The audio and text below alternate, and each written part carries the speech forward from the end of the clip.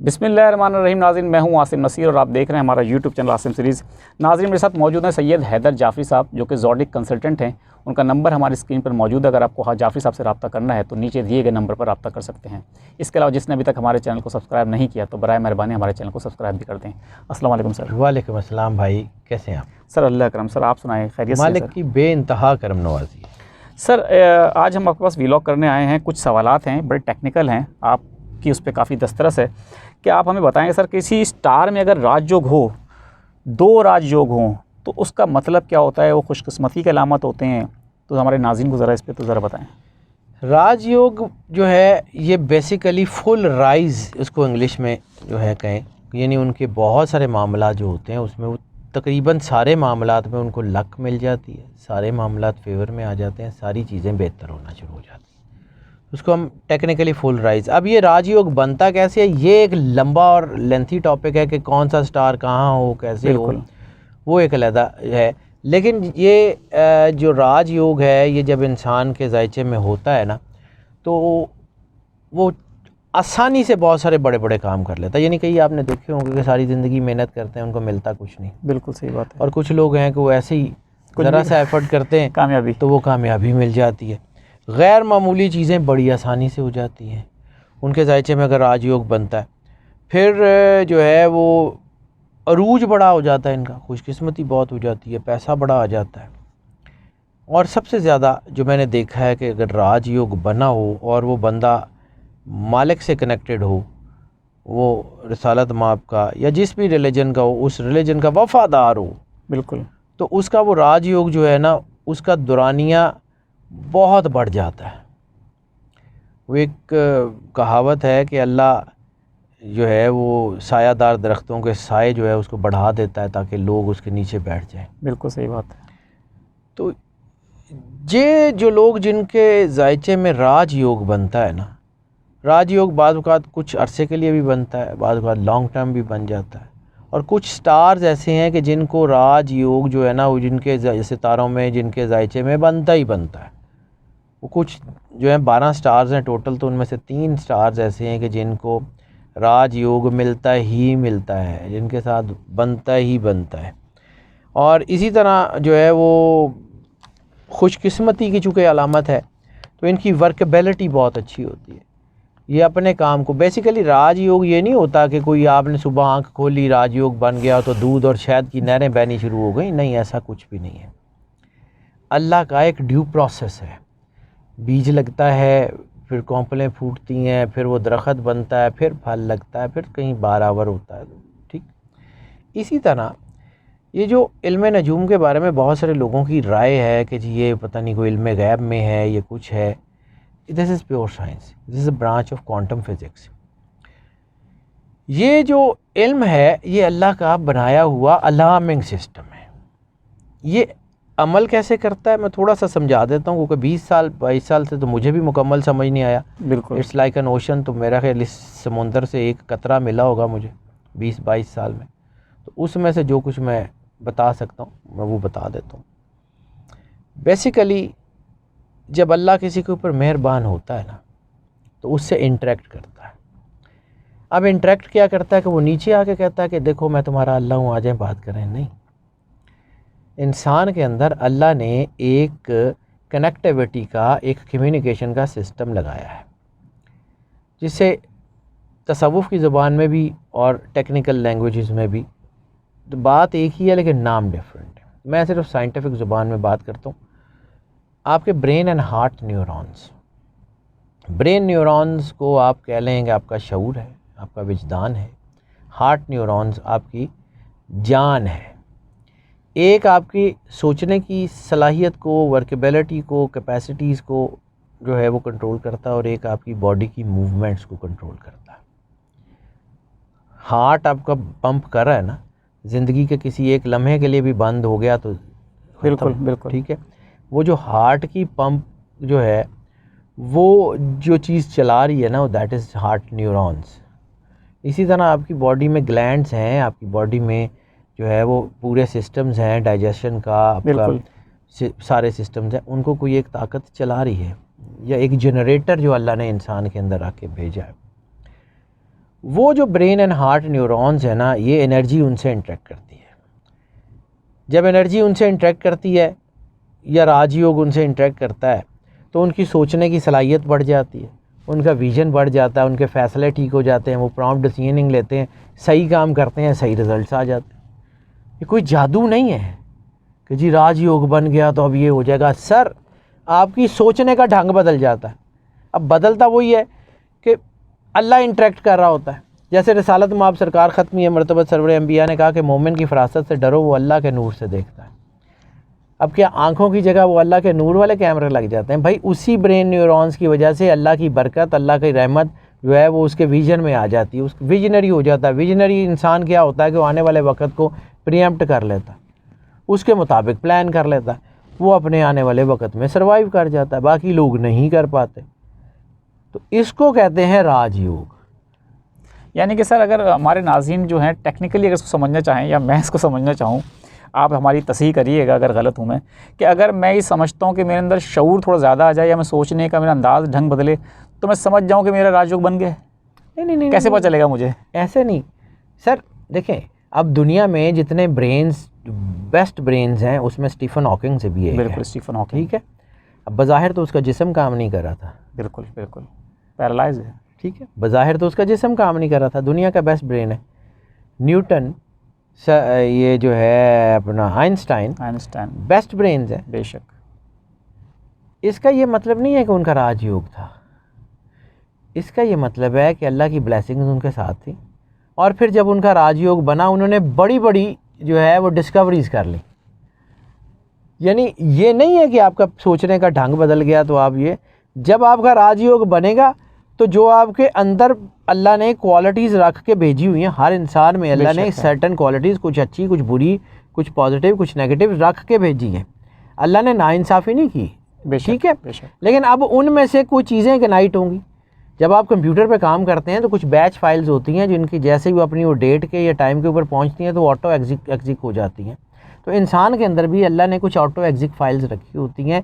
जब उनका राजयोग बनता है तो वो ऑटो एग्जिक काम करना शुरू कर देता है। जब वो काम करता है तो उसके रिजल्ट आते हैं, तो लोग देखते हैं कि यार कल थे देखो कुछ नहीं थी, आज ना कुछ आ गया। बिल्कुल ठीक है, ये वो राजयोग हैं जो दुनिया में बनते हैं। कैसे बनते हैं कि कौन सा स्टार आगे हो कौन सा पीछे हो किसकी, ये एक बहुत लंबी एक टेक्निकल बहस है। उसको उसके ऊपर जो है ना वो फिर कभी बात करेंगे, या वो मैं 20 साल में नहीं सीख सका तो मैं 20 मिनट में कैसे पढ़ा सकता हूँ। बिल्कुल सही बात है। अब आ जाते हैं जी कि जो 3 स्टार जिनके राजयोग बनने के चांसेस बहुत ज़्यादा होते हैं, यानी जिनको अमूमन देखा गया है। हम ये जो जितनी प्रेडिक्शंस जितनी रिसर्च करते हैं ना, ये मोस्ट ऑफ की बुनियाद पे करते हैं। मोस्ट ऑफ की बुनियाद का मतलब ये नहीं है कि ये जो स्टार जिसका मैं नाम ले रहा हूँ इनके अलावा बाकी स्टार जो हैं उनमें कोई तरक्की नहीं होगी, क्वालिटी नहीं है। ठीक है, हम जब ये मोस्ट ऑफ की बुनियाद करते हैं ना तो उसको मैं थोड़ा सा टेक्निकली समझा दूँ। यानी एक स्टार, उसमें 100 लोग हैं, 100 में से 70 लोग जो हैं वो तरक्की कर जाते हैं। ठीक है, 100 में से 70 लोग हैं, इसका मतलब है कि हम उसको जो है वो टॉप प्रायोरिटी पे गिन लेंगे। अब एक स्टार है जिसमें से 100 में से 30 लोग तरक्की करते हैं, लेकिन उनकी तरक्की इनकी तरक्की से डबल है। बिल्कुल, यानी अगर इन 100 लोगों को 100 करोड़ रुपया मिला तो उनको 1000 करोड़ रुपया मिल गया, लेकिन उनकी तादाद है 30%। बिल्कुल सही है, ठीक है, हम उनको कंसीडर नहीं करेंगे। मोस्ट ऑफ की बुनियाद का जो क्राइटेरिया है वो ये है कि हम परसेंटाइल को देखते हैं। बिल्कुल ठीक है। जिन लोगों में ज़्यादातर राजयोग बनते हैं उनमें 3 स्टार्स का मैं जिक्र कर देता हूँ। उनमें सबसे पहले है लियो।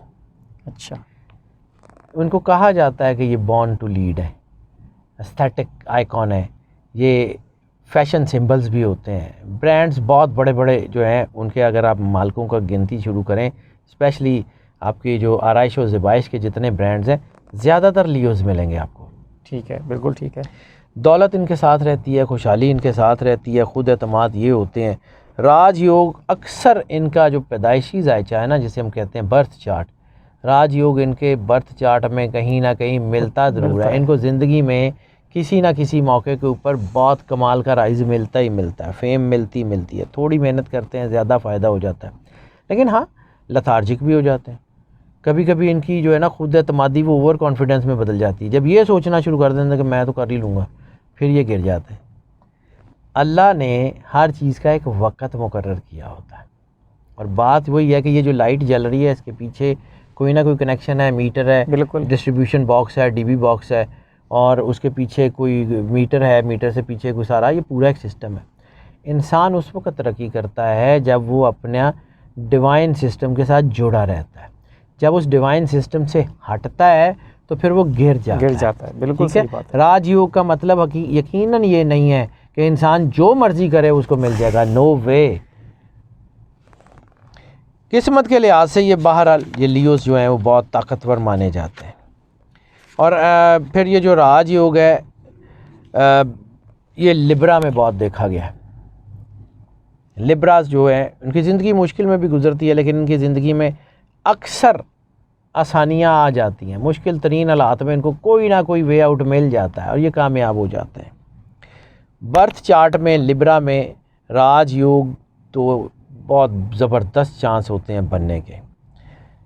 इनके अंदर विजडम बड़ा शानदार होता है, बड़ा अटमोस्ट लेवल का। वैसे तो इनका जो रूलिंग प्लैनेट है वो वीनस है। वीनस को ग्रीक मिथ में जो है वो मोहब्बत की देवी मोहब्बत की देवी, बिल्कुल। उसको जो है अदब की ज़ुबान में तवाइफुल फलक भी कहा जाता है। बिल्कुल सही है। तो ये जो है ना ये थोड़े दिल फेंक भी होते हैं, लेकिन इनके मोहब्बत हो, इनके बिज़नेस हो, इनकी चीज़ें हो, इनकी असल ताकत इनकी मेहनत होती है। ये पीछे नहीं हटते, बिल्कुल ये हिम्मत नहीं हारते, इसलिए कामयाब हो जाते हैं। ये मतलब मैदान छोड़ने वालों में से मैंने अपनी ज़िंदगी में लिब्रा को मैदान छोड़ने वालों में से नहीं देखा। बिल्कुल ठीक है। तीसरा जिनके राजयोग बहुत बनने के चांसेस होते हैं दैट इज़ एक्वेरियस। एक्वेरियस जो है ये सबसे ज़्यादा इनके ऊपर राजयोग का असर होता है। यानी ये लोग राजयोग जो है ना खुद इनको चुन लेता है। अच्छा। अच्छे हालात खुद इनका पीछा करते हैं। ये देखा गया कि तकदीर इनके ऊपर बड़ी मेहरबान होती है। अल्लाह का फ़ज़ल, अल्लाह की रहमत इनके ऊपर बहुत ज़बरदस्त तरीके से ये इनके ऊपर बरसती है। ये जिस काम के पीछे लग जाए ना उसको पूरा कर लेते हैं, लेकिन ये भी देखा गया कि ये पीछे नहीं भी लगते। फिर ये लोग पॉजिटिव ज़्यादा होते हैं, तबीयत में सुकून होता है। जज्बाती इतने ज़्यादा नहीं होते, हों तो बहुत ज़्यादा हो जाते हैं लेकिन अमूमन नहीं होते। मेहनत का सिला इनको मिल जाता है और ज़िंदगी इनकी जो है ना इसमें राहतें और आसाइशें कम नहीं होती। लेकिन बात फिर वही है कि ये हमारी मर्ज़ी से होता नहीं है, ये अल्लाह का करने का काम है। ये ग्लोबल सिस्टम, ये पूरी कायनात को बनाने वाला अल्लाह। बेशक।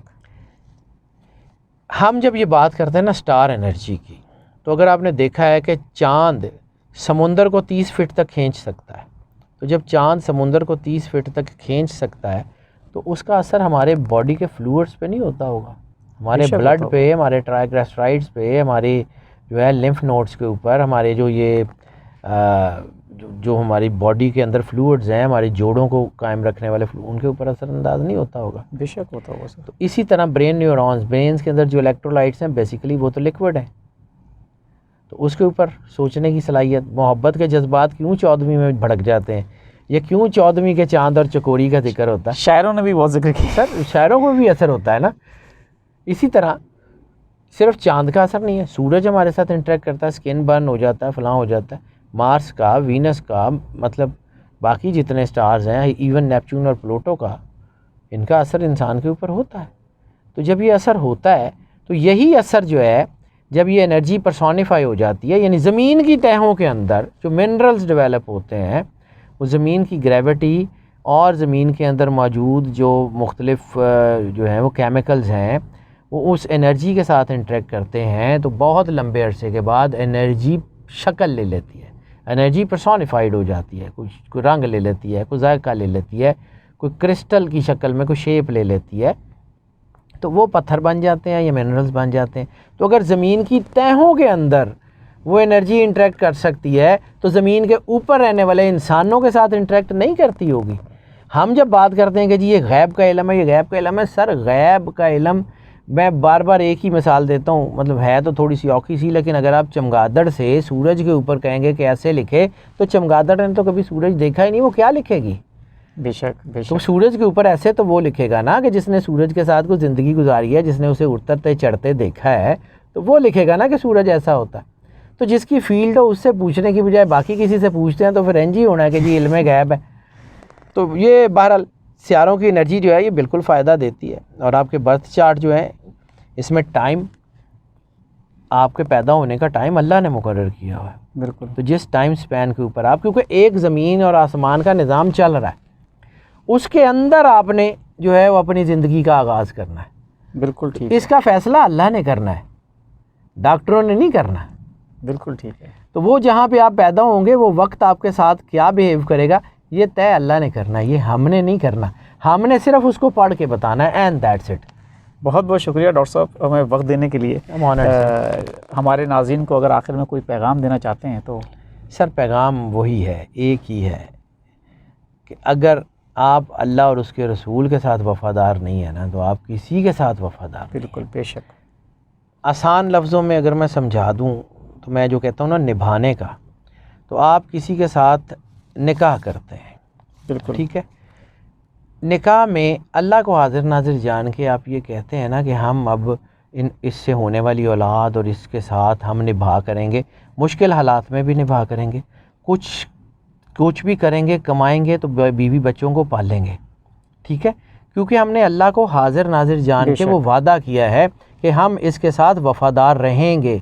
तो सर यही तो कलमे के साथ भी करना था, सिर्फ कलमे को पढ़ना थोड़ी था, वफ़ा भी निभानी थी, कलमे के साथ वफ़ा भी निभानी थी, मुश्किल हालात में भी कलमे के साथ खड़ा होना था, कलमे के साथ जो है वो लग के रहना था। रसूलुल्लाह और मोहम्मद रसूलुल्लाह का कलमा पढ़ा है तो फिर उनके साथ वफ़ादारी भी करनी थी, यही दीन है। बिल्कुल ठीक है, बिल्कुल ठीक है।